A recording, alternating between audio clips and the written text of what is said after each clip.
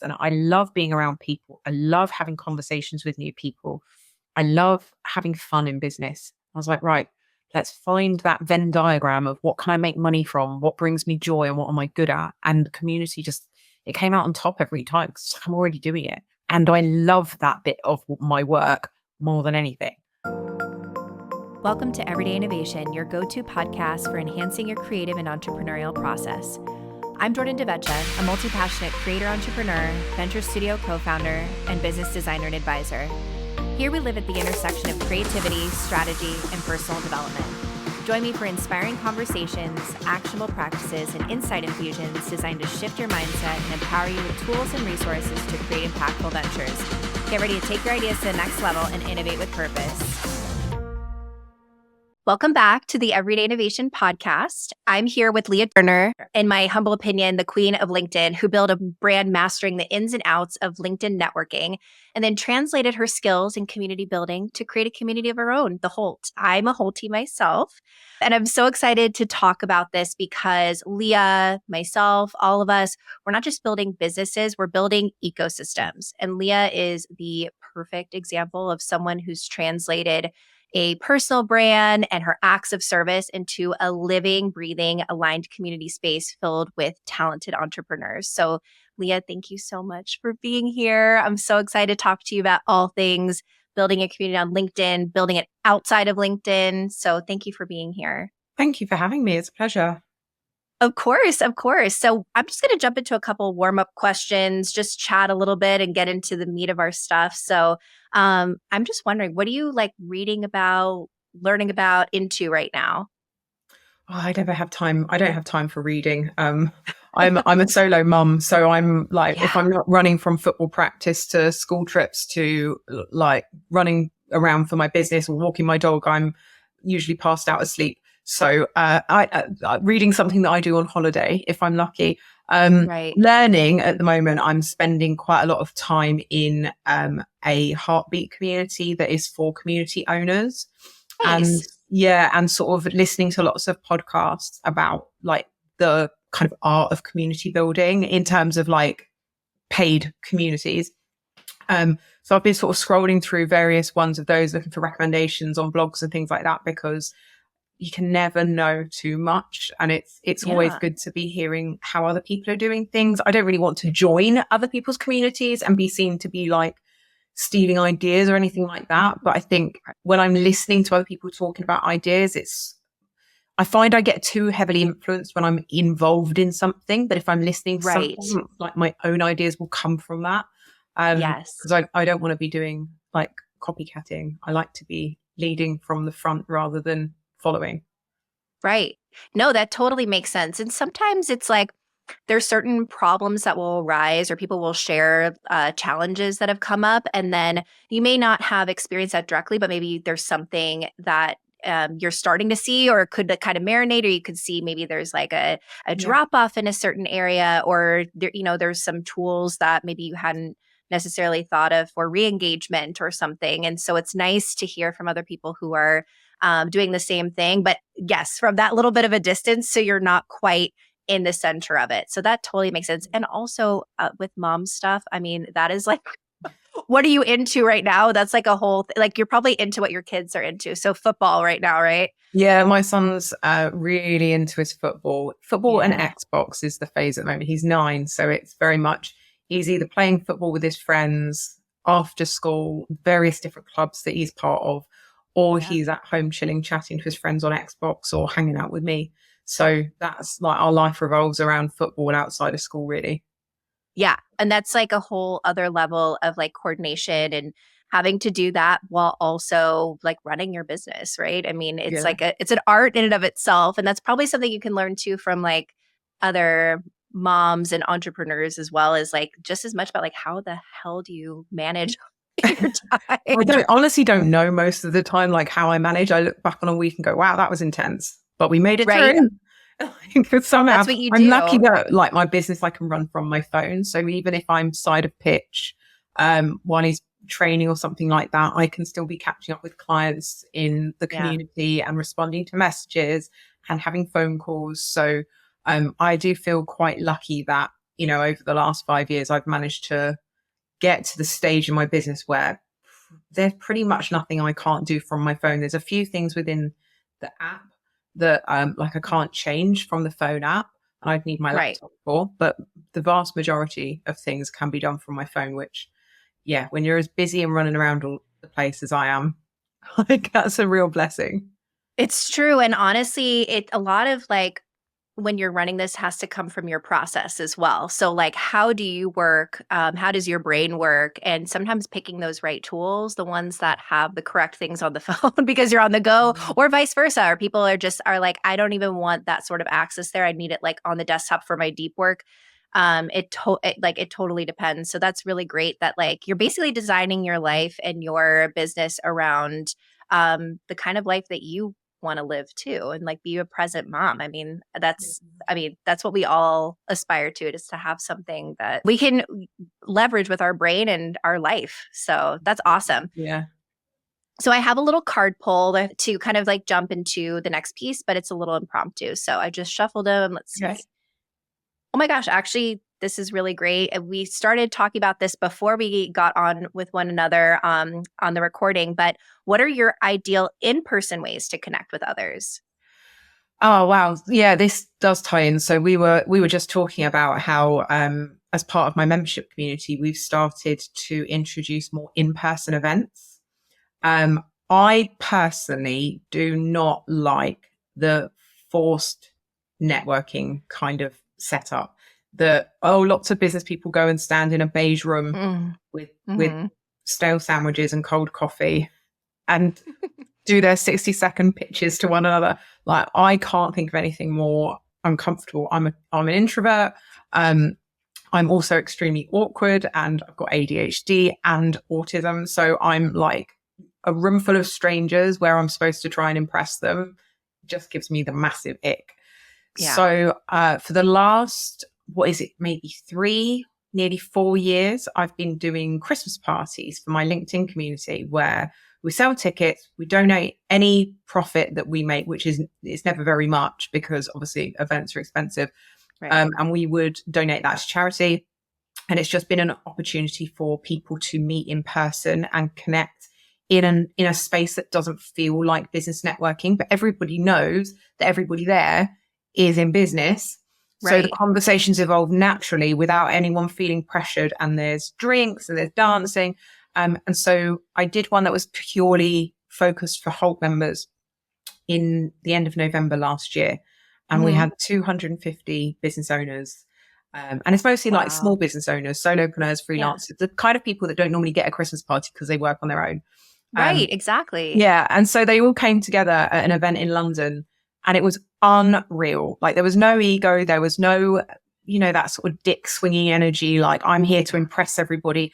Everyone was just so relaxed. We had a quiet room for the people that just sort of needed a break from the noise. We had karaoke downstairs. We had an insane DJ. That's my favorite way to network.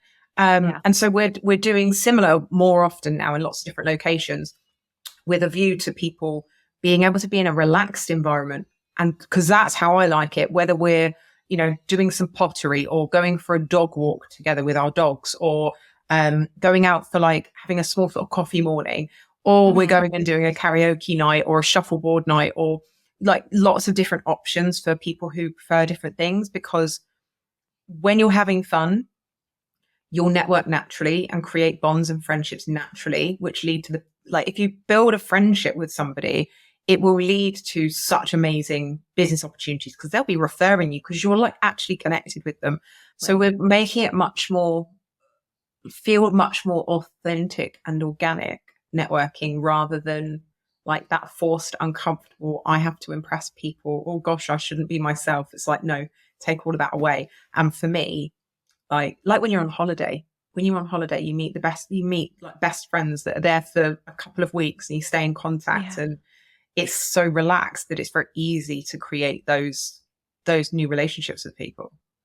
Yeah, and you're so right. And even just from the neurodivergent aspect, it can be uncomfortable. And it's also, you wear these masks, right? Even if you're not neurodivergent, it's just a very common thing socially that we put on face, right? For professional events or for something else. And, that's not creating any sort of a genuine connection because they're connecting with what's in front of them. And if sometimes when you let that down, they let your hair down, you can have some more fun. That's when you're right. That's when you attract the people that you're meant to be aligned with. Yeah. When you're neurodivergent as well, like in a formal networking environment, you're like face to face with people and people expect eye contact and handshakes. And you're supposed to not interrupt people and you're supposed to listen to people and pay attention and ask them relevant questions about themselves. And that's a lot of rules to follow when you're neurodivergent that don't come naturally to us. And so when you're in an environment, say, like we're doing a night where it's like pool and shuffleboard and ping pong. Yeah. Your brain's distracted because you're busy doing something. So you're side by side with someone. So the eye contact's not important. Talking over one another is part of the banter and the excitement of the environment. You're not thinking constantly about the people around you and what you're supposed to be doing. You're just doing what you would naturally because you're occupied with an activity. You're so right with being that side by side, you're kind of able to distract your mind and doing some other things. You can kind of let down that mask. It feels so much more authentic and you're just out being yourself and you're going to naturally talk about your business if that's what you're into. That's what happens at our parties. Like I've spoken to a bunch of people since the party and so many of them have come away with new friends, new opportunities, leads. They've booked calls, they're collaborating, working, and it's all come from these 250 people coming into a room together, dressed in sequins. Like we didn't have a dress code. It was like, wear what you want, but we're celebrating Christmas. So we had, like, I was in an evening gown. Lots of people were. We had men in tuxes. We also had people in like bow ties and Converse. And it was super, super relaxed. Everybody just felt like they could be themselves. And there is no better environment to make significant ties and relationships, build significant relationships with people than when you can actually feel genuinely comfortable to be yourself. So that's been the goal because that's the only way I ever feel comfortable. And if I go to a party where I don't know people, I'm the one in the corner finding the dog to sit with in the kitchen and have cuddles, like, because I don't want to go chatting to people that I'm never going to see again. It's just, for me, it just feels so awkward. Unless I'm out of my mind on like alcohol, which like I don't drink anymore. But it like I would just drink a lot because it was the only way I could feel like I could relax and actually have like conversations without constantly overthinking everything in my head. Yeah, I absolutely, absolutely agree with you. And it would be so tough for me to go to these without feeling like I needed to have a couple of drinks in hand or keep my hands busy or, just again, it's like the artificial way of taking that mask off instead of creating an environment where you're encouraged to be that way, which you're doing. Yeah. And really interesting thing that you were saying is like, it's really kind of coming to the party and getting to know people and build that community where it's like friends, collaborators, leads, all these different things. And then what's so interesting is you've come from a background, you were Lea does LinkedIn, right? So LinkedIn was a space where you had a lot of mastery. And what I think is so awesome, and that I want to talk about today as we lead kind of into the community building is that's a place that feels, or to many people, feels like you're going into the awkward networking party, right? Where you're like, I don't know if I should be myself. How do I post on here? I'm kind of eccentric or creative. Like I work for myself. How do I get on this space that I don't quite maybe fully understand how to be myself on here? How can I make this a little bit more of that sort of a party feeling? Like what you're trying to create in real life. How can I do this on a platform, that is meant to connect people and meant for people to collaborate with one another and get to know each other well. I want to learn about how did you get on LinkedIn and how did that start for you? Because I'm sure that, getting on LinkedIn is usually not the first choice for most people, but it's become such an incredible platform to connect with other like-minded entrepreneurs. Yeah. Like, don't get me wrong. When I first logged into LinkedIn, I went, Jesus Christ, no. This is not for me. Like, if people are listening to this and they're not watching it, I'm chin to toes in tattoos. I've got bright blonde hair. I'm cut, like I've got multiple facial piercings. Like I'm not the traditional corporate person that you would expect to see on LinkedIn. And certainly 5 years ago, I did not see anyone on LinkedIn, especially women with neck tattoos. So when I logged in, I was convinced. I was like, this is not the place for me. But I needed clients. You know, my first business before I was doing LinkedIn training was transcription. I worked with building surveyors. So I was like, well, I mean, if I'm going to find them, this is probably where I'm going to find them. But I didn't dare show my face. And I tried to do the like corporate sounding posts, and it was cringe. It was horrible. And it felt so uncomfortable because it's not me. Right. And then I started to actually search for content that was about things I was interested in. I was looking for people that were talking about DE&I. I was looking for people that were posting pictures of their dogs. And I was commenting on the content that I found that I actually liked and going, oh, okay, I'm going to try connecting with this person and I'll see if this person wants to connect. And I started commenting on other people's content. And the more content I commented on that I actually liked, my algorithm started showing me more content like it in the feed. And I'd have a look in the comments and see who was engaging with posts like that. Because I was like, well, if they like posts like that and I like posts like that, we've got something in common. Maybe these are kind of people that I'd enjoy seeing their content as well. So I trained my algorithm to stop showing me the corporate Collins and the stuffy Karen kind of vibes. Yes. And I started finding my sort of rainbow Technicolor people. And then when I started seeing content that was a little bit more personable, a little bit more fun, you know, I found people were posting memes. I was like, oh my God, there's memes on LinkedIn. Like, this is not as bad as I thought. And so I then felt more comfortable being me because I saw other people and I was like, well, look, if I'm going to do this, I can't be pretending to be somebody else because that's going to bore me to tears and I just won't stick at it. I've got ADHD, right? Like if it's not fun, I'm not sticking to it. So I had to make it fun and I just started talking about whatever I wanted to talk about. And I started sharing stories about me and my son and our adventures and life as a mum running a business and my business, funny stories from projects that I'd worked on that weren't, you know, confidential, and little videos of me and my son. And it wasn't like the vast majority of content that was on LinkedIn. And so people were following me. And I think it was a lot of it was just kind of curiosity. Who is this tattooed blonde woman that's shown up on LinkedIn looking like anyone but who we normally see on LinkedIn? Right. Which, you know, worked to my advantage. And I once I realized that was working, I definitely leveraged the fact that my appearance was helping to get people were paying attention. It's not enough to look a certain way and you won't keep attention just by the way you look. Right. I had to double down and be able to back it up to get people to continue to pay attention to me and then actually pay me money. But it was a good springboard. And and it just sort of spiraled from there, really. It all exploded very, very quickly. And I've grown a really big network, but it's not just like a network, it's been an actual community because I've put so much into supporting the people within my own network. And I think they've seen the journey and I think that helped. Like people would see that I was a lone mum trying to support their child. And, you know, all of those different stories, all those different aspects of who I was helped people to find me. And I think if you go onto LinkedIn and you go, oh my God, this is so incredibly boring, this is not for me, and then you log off and you never go back, you've just not given it a chance. I always say to people, it's like walking into a restaurant and expecting the chef to cook you your favorite meal when you've not told him any of the ingredients that you would like. The algorithm doesn't know what to show you yet. It has no idea what to feed you because you've not given it any information. The more information you give it on what you do like and what you don't like by unfollowing and disconnecting and muting content and sort of clicking the three dots and saying, I'm not interested in this and this is why, you're teaching it. And, you know, soon enough, you'll have a newsfeed way better tailored to your own interests. And that's true of really all platforms. I think we get so frustrated with, you know, all of our social media and what we're seeing. And a lot of it is things that we are still engaging with or we're choosing not to disconnect from. And sometimes that could be scary. There might be friends that you need to disconnect.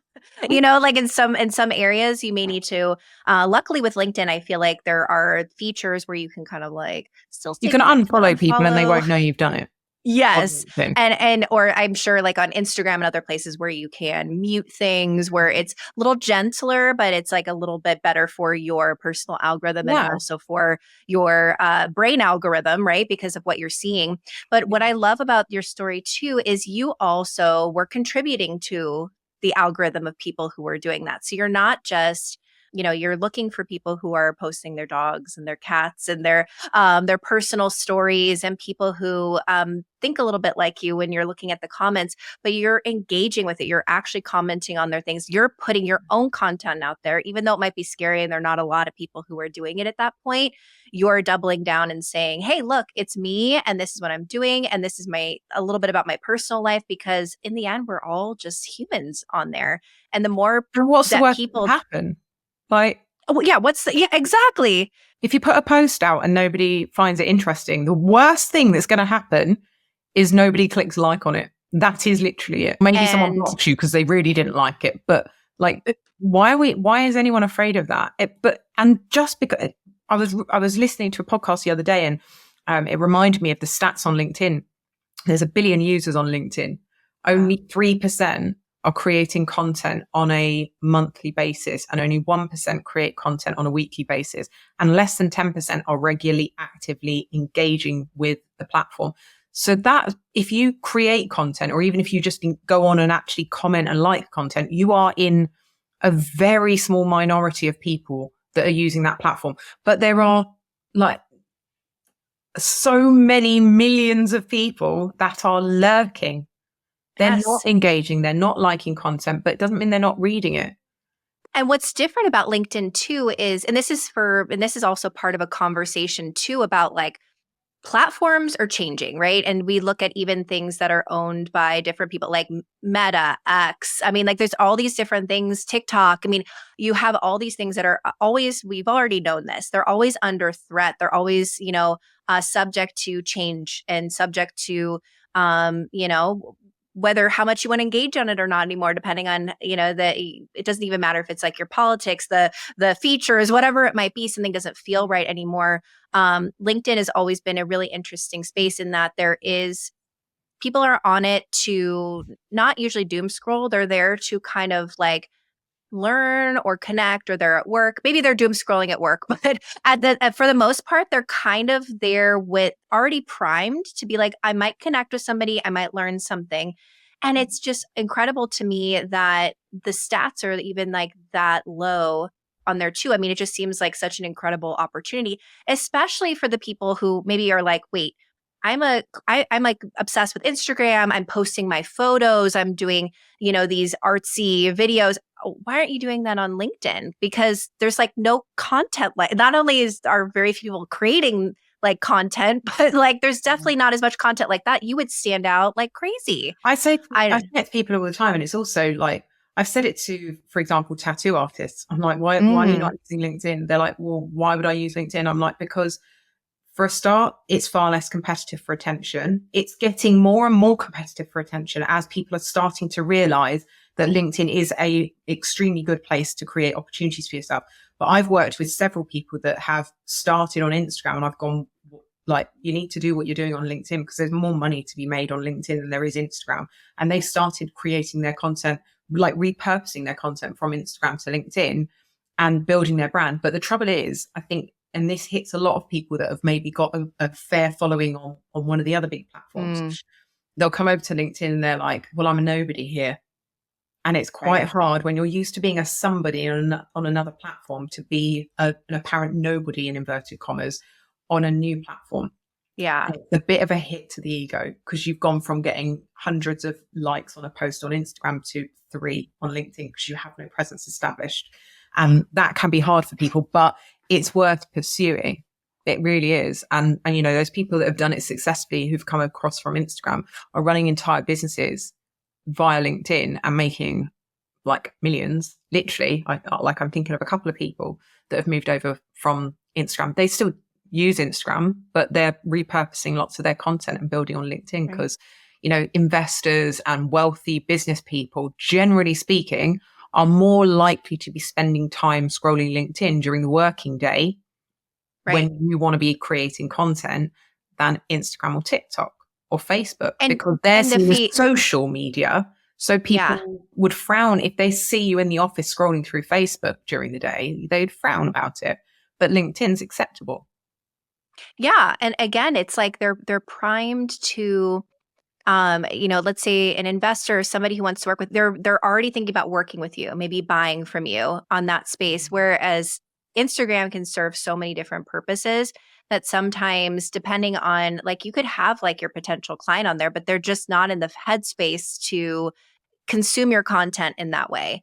And And sometimes it can be hard, right? It's like, and you're so right about the different platforms too, that some people have a little bit of like fear around, okay, being multi-platform and you're doing really well on one. I always saw a lot of people who did really, really well on Twitter, and like, they would move somewhere else. And it was hard to be like, wait, I had like hundreds of thousands of people here, and then there's like, 100 or whatever. And it is hard for the ego. But then once you start to kind of diversify a little bit, you open up your community more. Like, I know for myself, like, I started getting the right type of people aligned with my content when I started posting a few things on LinkedIn, because I was like, wait, the right people are seeing it, in the right headspace.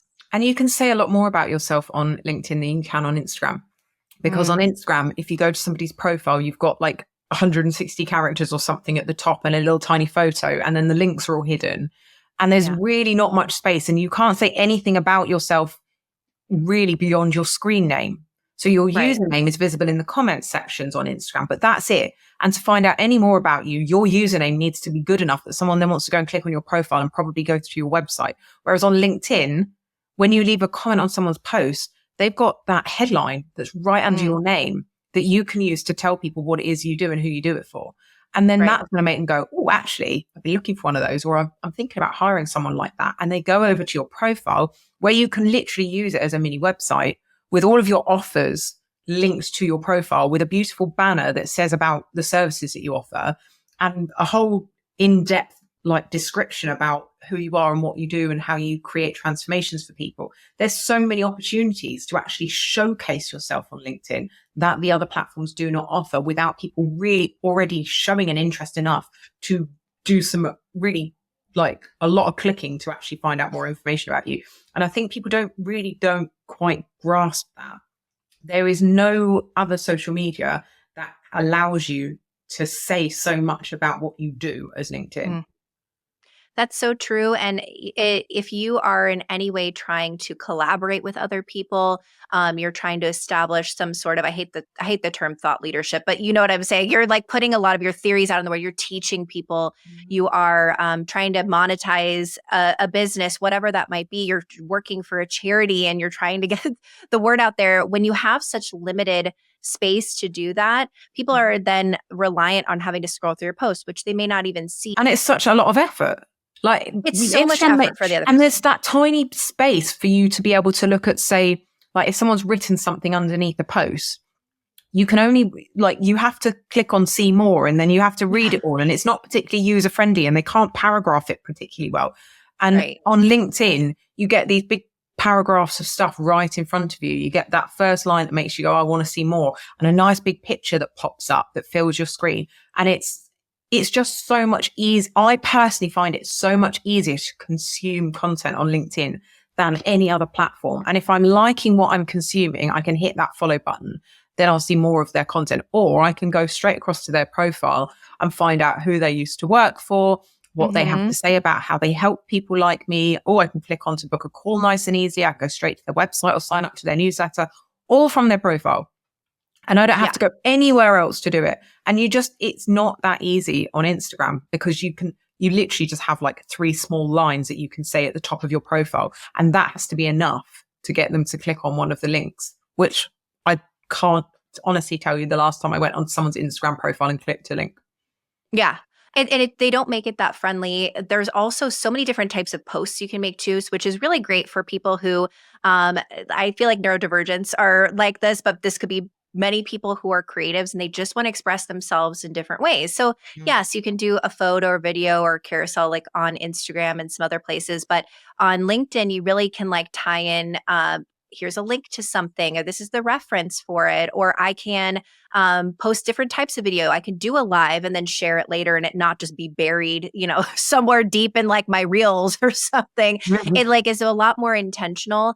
And what I love about it too is maybe you can share a little bit more about this, just the power of like commenting on other people's things, because you see it and it's its own content in itself. Yeah, like commenting for me was how I started to build my audience on LinkedIn straight away, because I wasn't necessarily confident enough to start creating my own posts, because I was just like, who on earth cares what a single mum who runs a tiny little transcription business does? Like, no one cares what I've got to say. So I sort of had that imposter syndrome constantly. So I thought, this is the professional world. This is the corporate world. I have nothing to add to this conversation. So instead, I would jump into the comments sections. And actually what I found worked really well was when I was funny. Like if I had left a little comment that was either like supportive or funny in an appropriate way. I wasn't being inappropriate in any sense, but like sometimes I was just being like a little bit playful with what I was saying.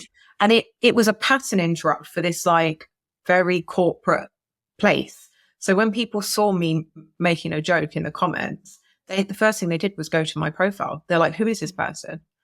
because she's funny. And then there's personality. Yeah, that's it. Yeah. And when you're in a space like LinkedIn, you only have to have a little bit of personality to stand out. You look at some of the comments and I know some are AI, but some of them sound like AI, even if they're not meaning to be, because it's that mask of I need to say the right thing, but I know I need to engage. And it's like, just engage as yourself, or be a little goofy, be a little fun, be a little, just do it a little differently. Sat opposite that person in a coffee shop. Don't respond to it like you're sat opposite them in a boardroom.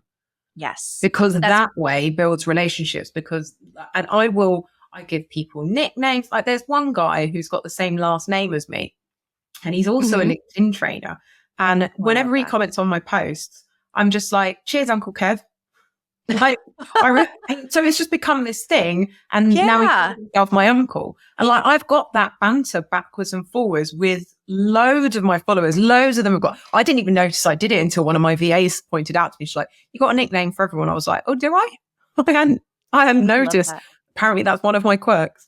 But it's part of the lore. It's part of the lore of Lea. You know what I mean? Like it's like it's part of the no, but it's really, again, for that personal brand. Like when you comment like that, you can really be yourself. You're just jumping in a comment section to offer silliness, to offer a little bit of advice. Like you're able to kind of microdose your advisory, right? In a way, to share a little bit, gives back to somebody, and they can actually see it on LinkedIn. Where Instagram, I don't know what anybody comments. When you engage in a more like personal way with people as well, it makes them feel appreciated and interesting and special, because it's like, I've got this interaction. This is my interaction with just you. This is our conversation here. Thing. So you're having all these like micro conversations. So if you go into a networking event, you've got, you're there for an hour and you've got to have as many conversations as you possibly can in an hour.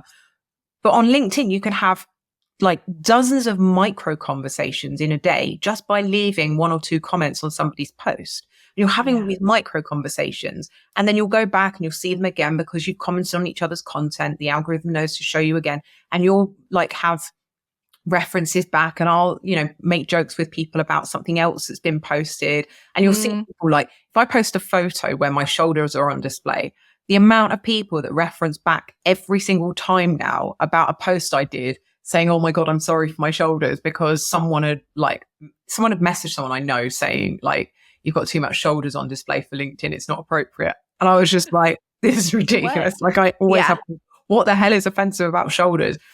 So I'd done a post about it, like laughing about how unbelievably ridiculous it was. And now it's just become a thing. And people are like, oh, see, the shoulders are out again. And it's like, we have these personal interactions, and they feel like that. And I feel like I'm developing a genuine relationship with these people. And I can do that en masse on a weekly basis with hundreds of people from all over the world without really having to put that much effort into it.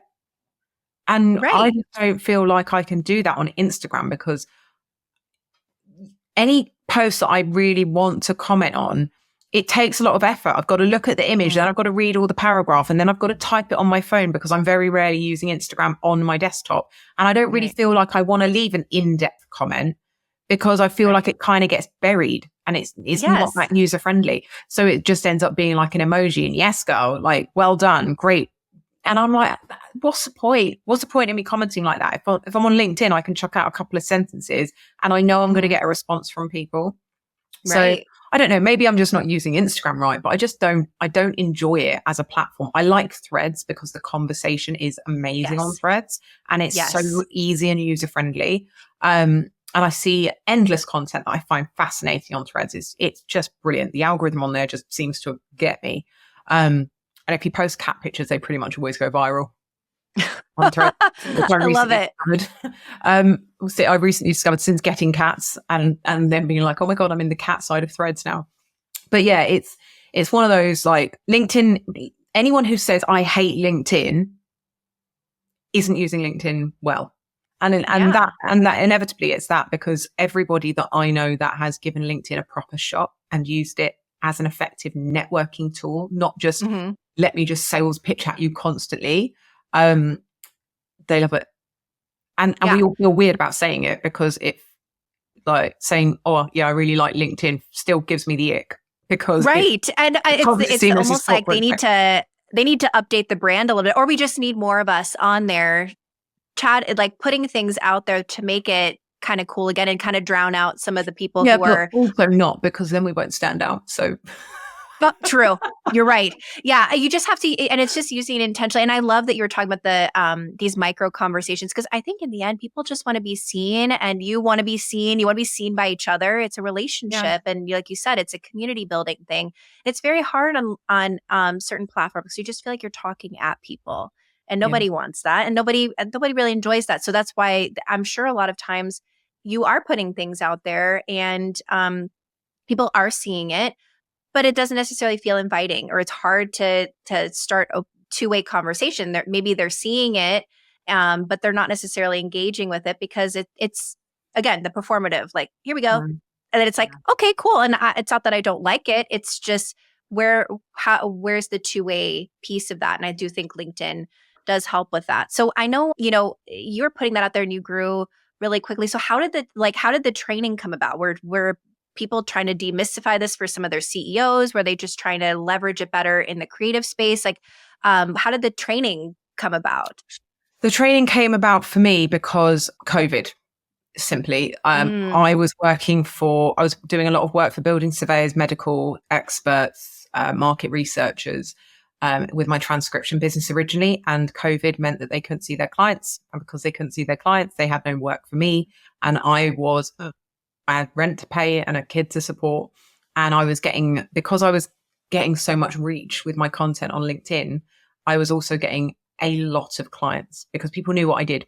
They loved my story. They loved my content. They were telling their friends about me. And I just was getting so much business that it went from just me typing to me plus 5 different transcribers that I was sending work to. And I was like, yeah, this is great. And then COVID happened. And I was like, oh, what am I going to do? I'm not going to be able to make any money.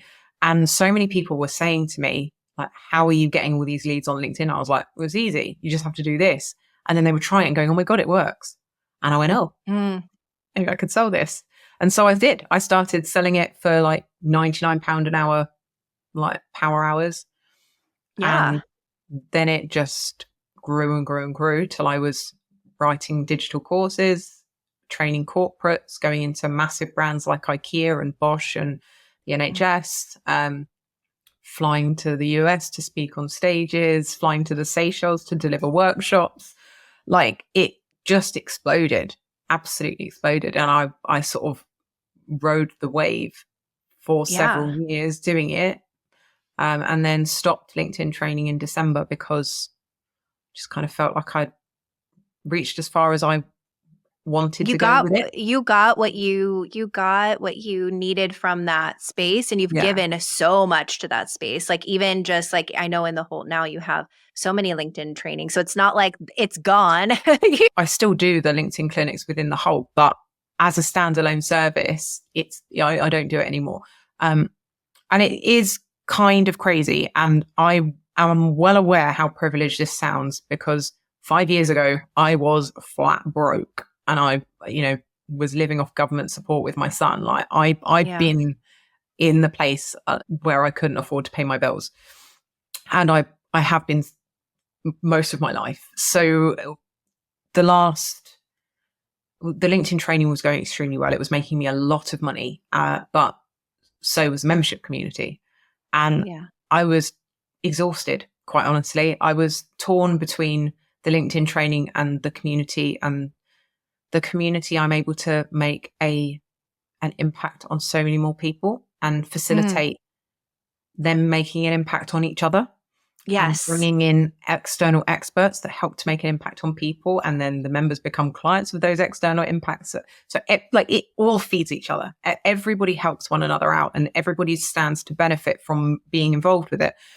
And I was like, I can be like the conductor of this incredible business orchestra that helps so many people, but I can't do that to the best of my ability while I am divided with the LinkedIn training, because it was draining me. I was going out a couple of times a month, going down to like London and Newcastle and various places to deliver corporate training, which paid very well, but which also took 3 days of the week out from me, because I'd be traveling up there, then I'd be doing the day of training, and then I'd be traveling home the next day, and I would be exhausted because my social battery was gone and I didn't have the fuel I needed to be able to create what I think the whole deserves to be. And it's, we've got nearly 600 members, and that's in 2.5 years. Yeah. And they're all amazing people with such good hearts. And if I give everything I have, all of my time that's not with my son, to building that, then eventually that's not something that I have to run. I can be in the community and I can bring other people in to run it and just sort of oversee it and be that lighthouse that attracts people in, but doesn't have to be like involved in the day-to-day running. I can't do that with the LinkedIn training. And I don't want to, because LinkedIn training leaves me completely vulnerable to if anything ever happens to LinkedIn. Yeah. I can't have a business that relies on a platform I don't own. That's crazy. That is. You're right. I feel like the arc is very, it makes so much sense. And it is like even a great playbook for people who are digging into what they are good at and how they want to serve people, right? Because in the end, what you were doing was you were building community and you were building it well. And you were doing that on a platform. And people wanted to get that information of how can I do that on a platform that maybe I'm not as familiar with, or I'd like to do it differently. And in the end, you were just building community. So you were doing your next era of that. And you wanted to disconnect from it being on a platform and you wanted to create your own platform. And that's, I think, a very natural and a very intelligent way of then taking it to the next level in your own spaces. Or if you're not somebody who is, I feel like all of us are all building communities anyway. It just may be in different parts of life and everything. Yeah. And sometimes you're joining them, sometimes you're creating them, even if it's a few people, right? A few, your local community, whatever that might be. But that was just the arc of you were talented at community building. And that was the means to, LinkedIn was a means to an end. And I think a lot of people go through that and they build skills. Like for me, software development was a means to an end for me to create. I love creating things digitally. And I don't necessarily love software development, even though I've been good at it in the past. I love venture design and building wonderful like digital spaces, right? So it's a means to an end, and it's a really cool way to give back to people and have them learn more. But now you're in that next era. How did you kind of know? Did you do some research on what kind of platform you'd like to use, or how did you decide on like, okay, I want to bring these people into a next space? Did you bring them somewhere else first and figure that out? Like, how did that how did that evolution go? I guess I'd probably been thinking about developing a community for about 6 months before I actually launched it. And I just started gathering a waiting list saying, look, I'm going to do this. Not sure when yet, but if you want to know about it first, get on the waiting list. which basically everybody should do with any new idea, because before you put any time into something, you need to make sure that there's demand for it. Otherwise, you're wasting a whole lot of time if no one actually wants it. Right. So I built a waiting list. Initially, we used Kajabi because I was already using that to host my digital course, my LinkedIn digital course. And we had a Slack channel because basically I didn't want to pay for another account. So Kajabi I was already paying for, and Slack was free. And I didn't know this was going to make any money yet. So it was a completely like brand new venture that I was like, right, well, let's see if this works. Yeah. And I built a landing page. A friend of mine helped me to build a landing page. I did a basic Canva logo. I was like, let's see if this works. Look, people I know they have different feelings on, branding, brand assets, all of that. A lot of the stuff, you need to test and you want to connect with people first. And there's so much good feedback you get right in the beginning from your community that you're like, oh, wait, let me just implement that. I didn't like what? I think the trouble is with a community, you don't know what it's going to become until it's becoming it. It is. Yes. Yeah. And I was like, right, it needs to represent me because I am the flagship for this. Of course. And it's me that's going to attract people in. So it needs to be representing me. So it's going to tie in, and the colors like tied in with my existing brand for the LinkedIn training. So I was like, right, we've got some sort of synchronicity. It kind of works. You understand the relationship that the two have. And then I launched it. And I launched it with a LinkedIn masterclass. And then I had the next, I think, like 5 or 6 masterclasses lined up. And I ran it, I did it all myself to start with. And I had a little bit of help setting up things like the automations for the invoices and stuff. Mm-hmm. And then when we got to like 150, 200 members, it was unmanageable on Slack. It was just way too much.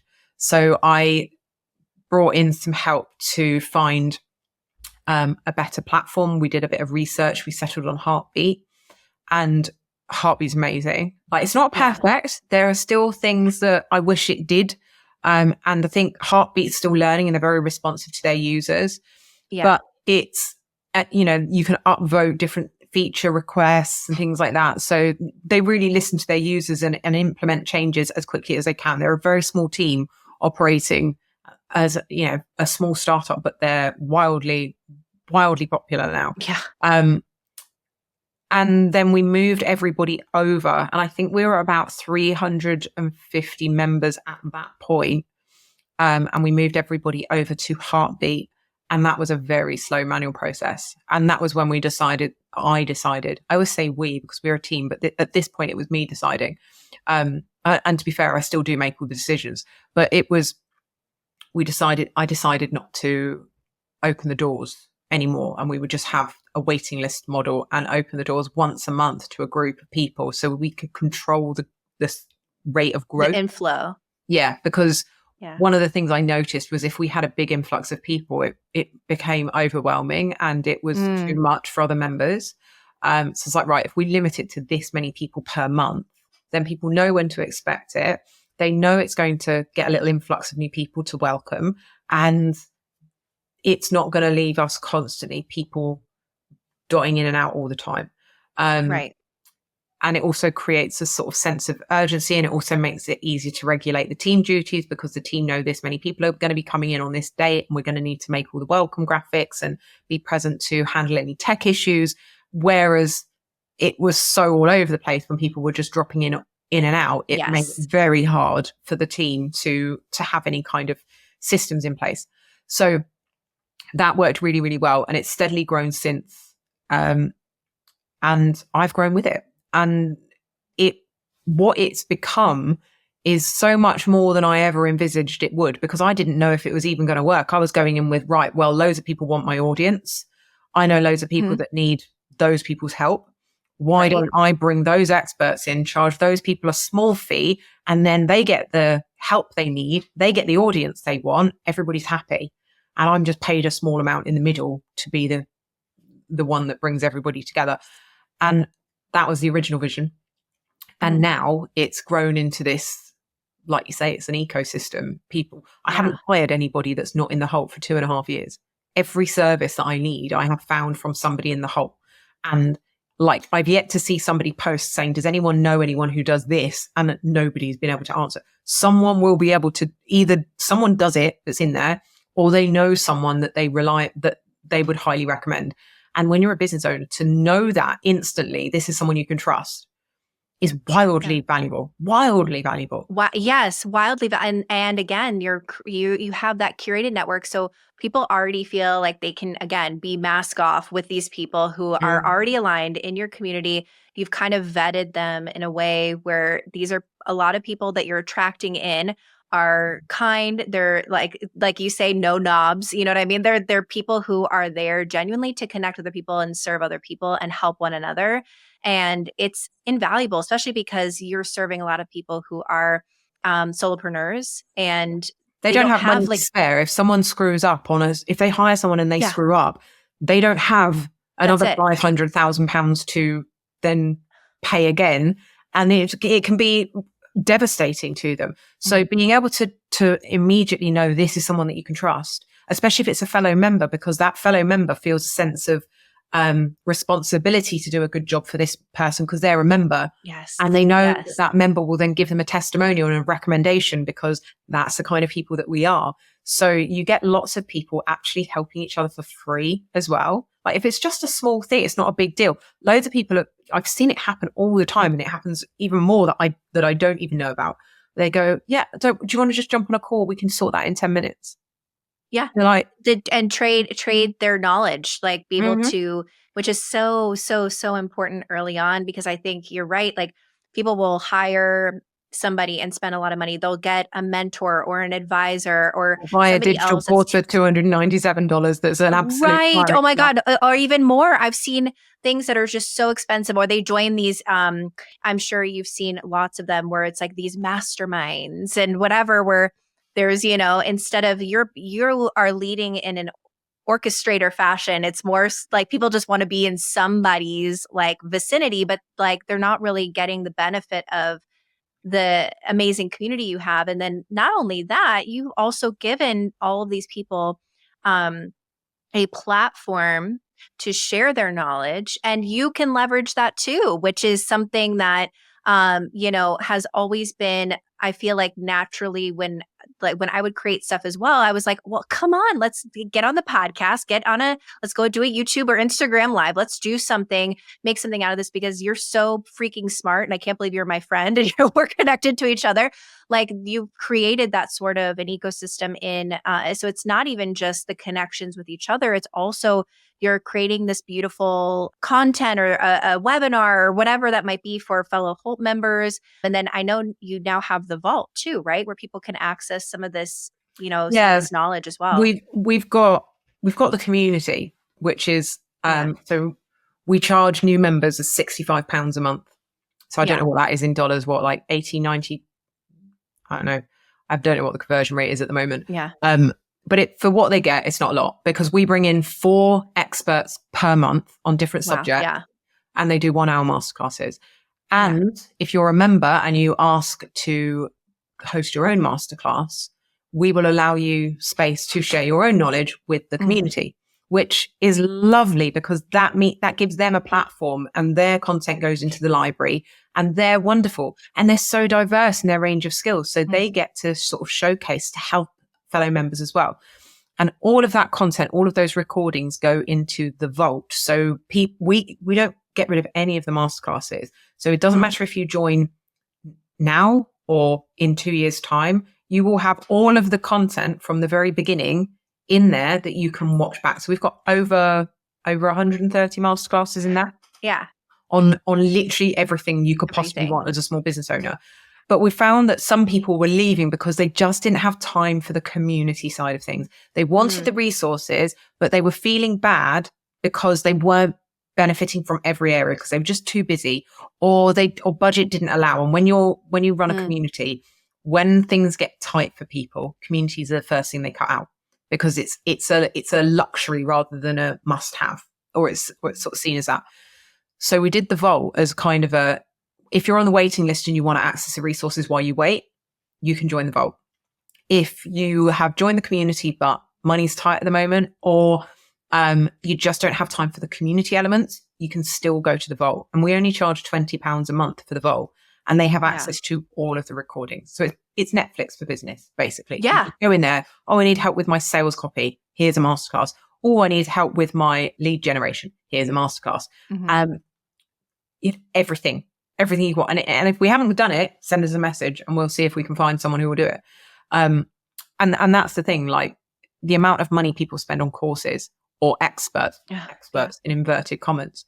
And it's thousands and thousands a year. And it's like, well, yeah, £20 a month. What's that like? And again, not curated. So there's a level of trust in you and the type of content that these people are putting together, that it's vetted, and it's also people that they're interested in, right? Or or maybe that feel whatever advice that they're going to be getting is probably going to be aligned with where they're at, because they feel drawn to you, they feel drawn to the community, they feel drawn to the content around the community as well, which is really important, because sometimes it's like nothing wrong with certain courses or whatever, they just don't align. You don't hear it the same way as when you find something that feels more aligned to you, and you're kind of already creating that curated space. Yeah. It all just works so well. Like, I don't think enough people probably know about the vault yet, because we do talk about the vault a lot more. But the vault it's brilliant, because like we don't really have to do much to it. The team uploads the masterclasses, and people can just come and go as they want. So if they want to join for a month because work's quiet and they want to binge a load of content, but they don't need it after that, they want to come back the next time there's a quiet month, you can do that. It's totally flexible. It's ridiculously priced. And the point is, I just want to be able to help more small business owners. And for the people who host the masterclasses, it helps them because it's exposure for them. So they're happy that it goes in there, because they're helping more people. And the beautiful thing is, when those people they've helped can afford help, can afford to hire someone, well, we know who they're going to go to. And it happens all the time. So it's just a steady, you're sort of future-proofing yourself. You've got all these people learning from you and them following you on socials and finding out more about you. So yeah, it's, sometimes I think about it and I'm just like, wow, that was really smart. Like, you spotted things like you spotted. No, you really like, it's surprising. I feel like a lot of people over-engineer things, and you really were just in each part of this journey, like just as I'm as you lay it all out, which is really cool, because I feel like we've seen it's a very honest arc, you know what I mean? Going through just wanting to connect with more people, wanting to build more community on certain platforms, and getting more skilled at doing that and sharing those skills. Mm-hmm. And then the natural piece of taking it into that next level and that next space and curating your own kind of like little LinkedIn network, but better, right? Like, because it's true to you and true to your community. Yeah, and you have your own. Yeah, you have the Lea's algorithm. And before I get even to anything else, okay, I want you to share the story behind the name of the Holt, because I actually really love that post that you put up. Yeah, because I think people don't and it's not even about overthinking it. It's about like, I think people try to name things. They're trying to be clever, and you just did it in a very natural way. And I want you to share the. I was pained trying to come up with a name. It just, and I don't know, it's really, really difficult. And I was always really good at naming other people's stuff, but I couldn't name my own stuff. Apart from my first my transcription business did have a good name, but the whole, so it stands for the House of LT. And I didn't want it to be specifically linked to my name. People assume it's my name, but I didn't want it to specifically be linked to that, because I was like, if at some point in the future I wanted to like exit it at nowhere near now, but if at some point way in the future that came up, I was like, right, I don't want to have it actually connected to my name. So the House of LT, and that comes from the lesbian, gay, bisexual, transgender, queer community, where between the 70s and the 90s, they had this ballroom culture in New York, which was basically, there would be a house mother, and in each of these houses would be a load of waifs and strays and rejects from society. So it'd be people like who've been kicked out of their family homes because they'd come out as gay or trans, people who had drug habits or alcoholics, people in these marginalized communities that mostly were in the LGBTQ plus community. And they had these balls. So they'd have these like club nights where the groups of the families under this house mother would wear amazing outfits, sequin, they'd make all the outfits, and they would dance and they would celebrate being their weird, unique, unusual, fabulous selves. And then they would sort of all live together and support one another. And the AIDS epidemic was right in the center of all the AIDS epidemics. It was really, really tragic, but it was beautiful because it was a place where the people who had no place could feel that they belonged. And that was why I chose to call the community, because they would be called like the House of Balenciaga, the House of Gucci, like beautiful names, always very elaborate. And I was like, I quite like the idea of being a house mother, because I'd seen the TV show Pose, and I was like, God, this is it was such a tragic part of history, but so significant to where we are today in the like LGBTQI plus community and allyship. And I was like, I get it. I get like the significance of that. And, you know, God knows where we would be if it wasn't for that era. So, so yeah, I chose the House of LT because I love the idea of being a house mother to the people that don't feel like they belong in business. And that's partly like the tagline for the business is where square pegs fit perfectly. And I was always a square peg. I never found a hole that I fit in properly. And so I created a place that I could feel like I belong. And as a result of that, it's created a safe space where lots of other people feel like they belong. Yeah. You know, entrepreneurship in general, solopreneurship is filled with lots of misfits, right? A lot of people who maybe didn't fit in the corporate world, or the neurodivergent people, like, and then, you know, all of these different types that, haven't necessarily found their place. And that's what a lot of these communities, I think, are moving towards, is finding your ecosystem and your group of people to help one another. So that's incredible. I want to respect your time. I have a couple more quick questions for you, but it's so like inspiring too. And I hope people listen to this story and find, you know, how can you join the communities that make you feel seen, and then also create spaces if they don't exist yet. If they don't exist, how can you step out and do that, even if it's just a few moms or whatever it might be. Yeah, it could be as simple as a WhatsApp group with your friends where you're there to support one another, right? Almost all of us have one of those. Right. Absolutely. It's so important. So I always ask this, you know, the title of the podcast and like my whole little area is called Everyday Innovation. And I think a lot of people define that in different ways. And I always like to ask, like, what would be your take on it? How would you define it for yourself, or how does that show up for you? For me, I'm always thinking about what's next. Like, how can I add to what I've created, but also improve it in a way that will work for the people I'm serving? And that's always at the front and center of everything I'm thinking about. Is I want to make sure that I'm creating something they will benefit from, and that is achievable for me. Yeah. And that doesn't just tie in with what everyone else is doing. And I think my way of doing that, and it sounds so counterintuitive when I say it, but I didn't join any communities. I've never joined any other online communities ever. And the reason was because I did not want to be influenced by what other people were doing. I wanted to create something that hadn't been done before, and I wanted to do it my way. And if it didn't go right, and, you know, we did make mistakes, there were things that I wouldn't repeat and I learned from. Nothing major, nothing that, you know, resulted in any mass exodus from the community or anything like that. But there've been glitches and hiccups along the way.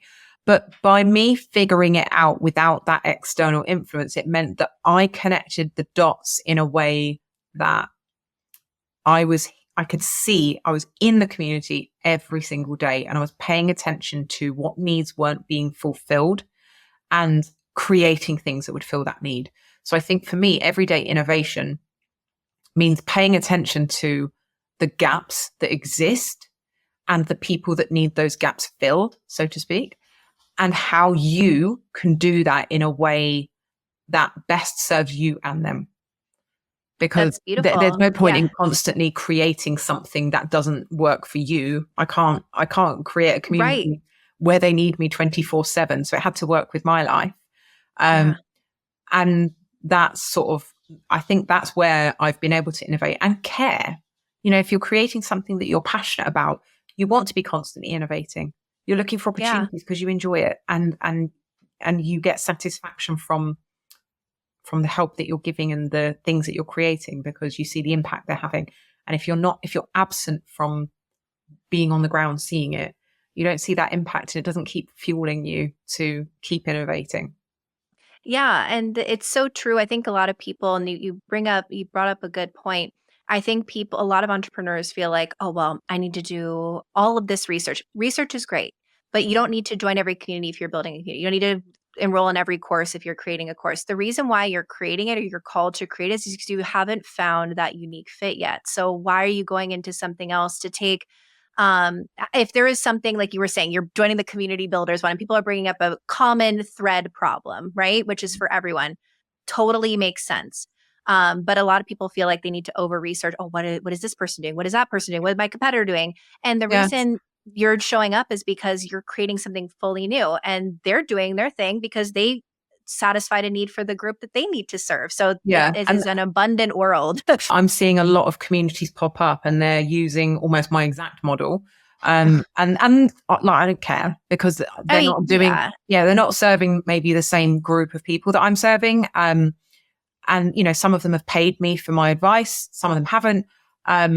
But I sort of think, well, you guys have done what I wanted to avoid. So not all of them, don't get me wrong. Right. But some of them, they've created something that is attempting to be a sort of carbon copy of what I'm doing, but for a different group of people.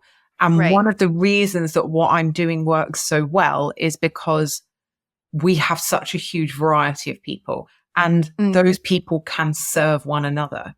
And that's where I think we differ because we've got accountants, coaches, financial advisors, therapists, personal trainers, virtual assistants, business coaches, like so many different types of services that they're all working with one another. And if you've got a whole community of lawyers, they can give each other advice, but they can't necessarily hire each other.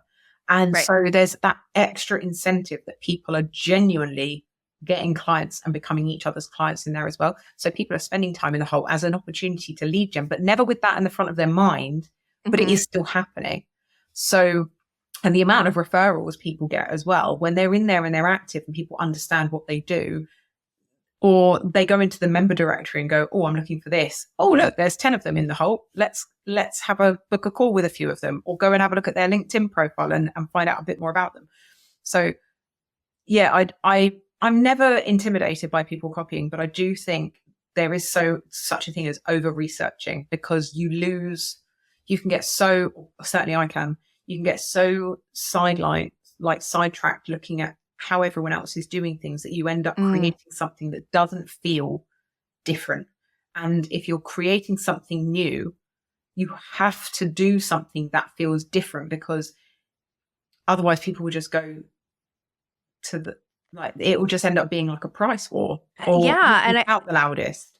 And that beginner's mindset, and I don't want to say necessarily beginners because you have been community building for a really long time, but you're venturing, these are the people that I love to work with personally too.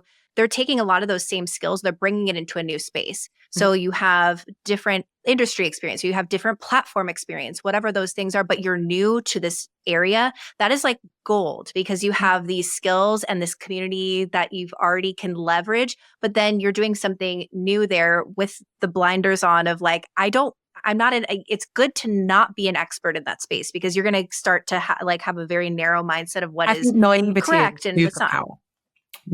If you're the kind of person that can connect dots and will actively listen, then and isn't afraid to try and fail and then have to keep trying, which that's me. I'm totally naive to the business world because up until 5 years ago, I wasn't in it. I literally just worked in a very tiny little transcription business where I had like 10 clients on a monthly basis and I just served those. They paid me just enough money to survive. And that was what I did for like 8 or 9 years. So I had no experience of the big bad corporate world at all. And that's probably been the best thing about what I've done, is that I haven't been conditioned into bad habits. I haven't been told I have to be and act a certain way. I've just gone, well, this is me. I'm going to do it my way. And if you don't like it, cool, crack on, go somewhere else. Lots of people are liking it. And so I just don't have that history of being made to feel like I needed to fit in a cookie cutter. I'm comfortable being myself. I've brought who I am to my business, and I've gone, if you like it, come and join. If you don't, sod off. I'm not bothered either way.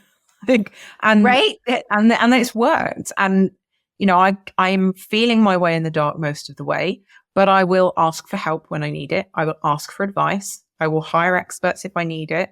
And I've got this absolutely gold mine of resources now in the whole. Like, anyone I need, any piece of advice I can ask, and they respond and help me just like they ask each other.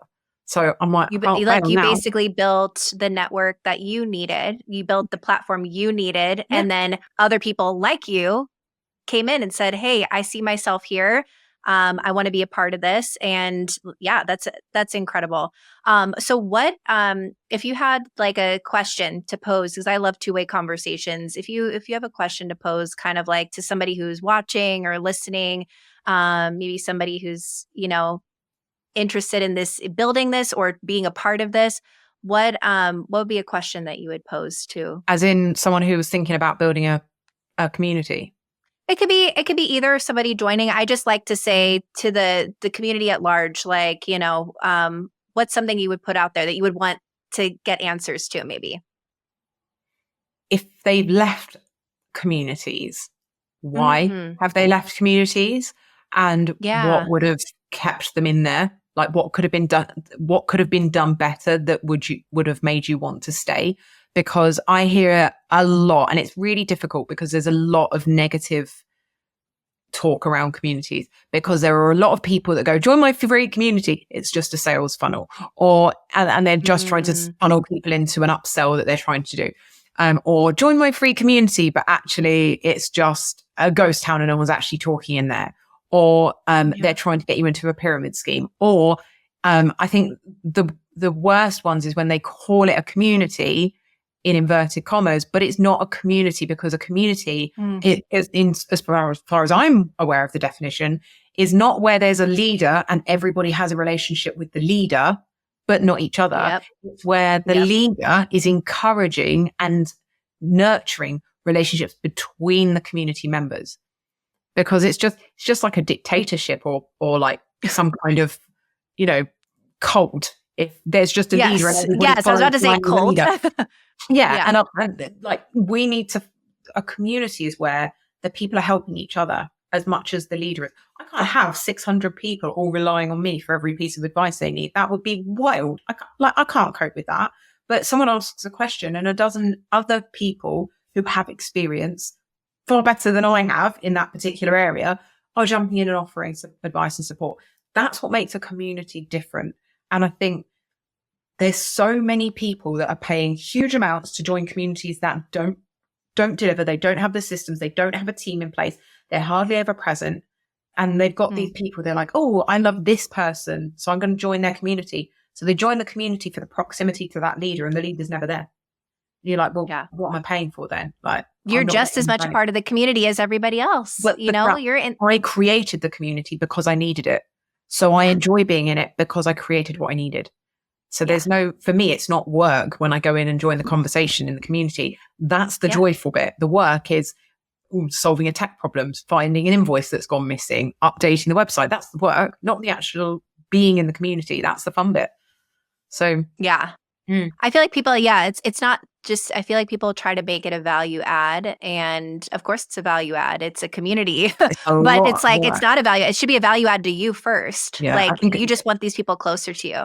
Communities are seen as like an extra money maker or a side bit to your business. Whereas for me, it was always the goal was if this works, this will be my main business.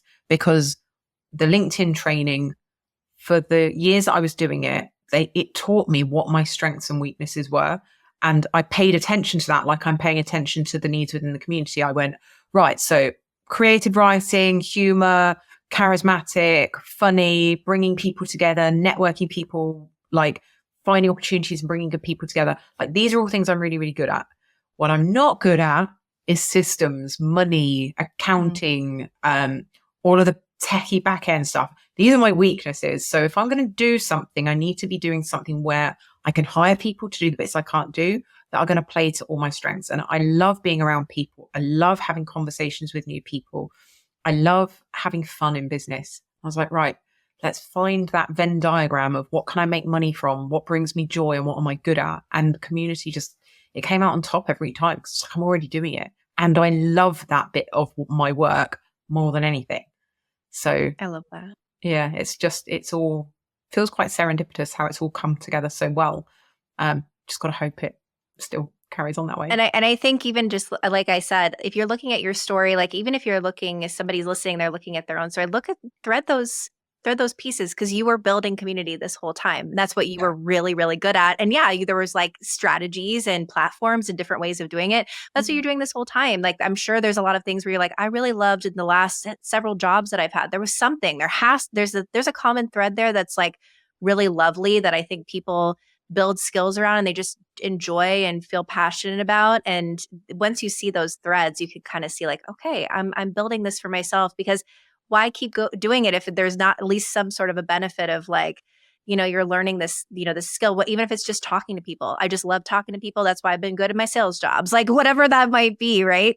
That's awesome. So where are the best places to find you and then also find community info? So you can find me on LinkedIn, Lea Turner, Lea Turner, no H on my name. And if you go to leaturner.co.uk, there is all the links to the Halt, my podcast, the Vault, my Instagram. Like you can find all of the things that you need to know about me on there. And also an awful lot of photos of me, which feels a bit weird, but it's like a personal brand website now. So well, as long as they're showing your shoulders, right? I mean, there's lots of shoulders on there. Yeah. But shoulders are pretty out. Yeah. Yeah. Okay. I love it. I love it. So please check out the Vault, all of Lea's content. We didn't even get to the podcast, but there is so much gold on there as well, having those conversations out in the open. So it's almost like you get a little taste of some of like what you probably will experience in the Holt as well and in the Vault by having a lot of those conversations out in the open. You're just building that network of impact out. But thank you so, so much for being here. I'm a Holtie. Remember, come find me in the Holt.